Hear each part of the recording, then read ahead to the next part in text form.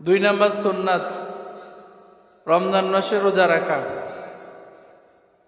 ইসলামের মূল ভিত্তি হচ্ছে পাঁচটি: কালিমা, নামাজ, রোজা, হজ, যাকাত। এর মধ্যে একটি হচ্ছে রোজা। আর আল্লাহ তাআলা আমাদের উপরে রমজান মাসে রোজাটাকে ফরজ করে দিয়েছেন। আল্লাহ তাআলা বলছেন, ইয়া আইয়ুহাল্লাযীনা আমানু কুতিবা আলাইকুমুস সিয়ামু কামা কুতিবা আলাল্লাযীনা মিন ক্বাবলিকুম লাআল্লাকুম তাত্তাকুন।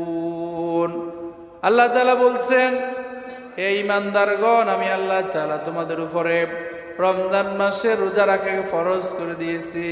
শুধুমাত্র তোমাদের উপরে রমজান রোজা ফরজ করিনি, বরং তোমাদের পূর্বে যত উম্মত দুনিয়াতে এসেছিল সবার উপর আমি আল্লাহ তাআলা রোজাকে ফরজ করেছি। এই রমজান মাসে রোজাকে ফরজ করার উদ্দেশ্য হলো যাতে করে তোমরা তাকওয়া অর্জন করতে পারো। এজন্য আমি আল্লাহ রমজান রোজা ফরজ করেছি। হাদিসের মধ্যে নবী করিম সাল্লাল্লাহু আলাইহি সাল্লাম বলেন, মান সামা রমাদানা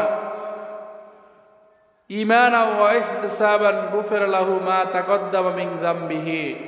যে ব্যক্তি ঈমানের সাথে সওয়াবের আশায় রমজান মাস রোজা রাখবে, আল্লাহ তাআলা তার জিন্দেগীর সমস্ত গুনাহ খাতা মাফ করে দেবে।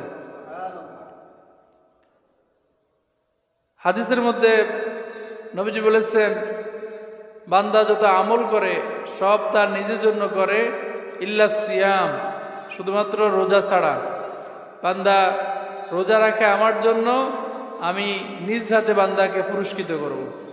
সুবহানাল্লাহ। তাহলে দুই নম্বর সুন্নাত হলো রোজা রাখা।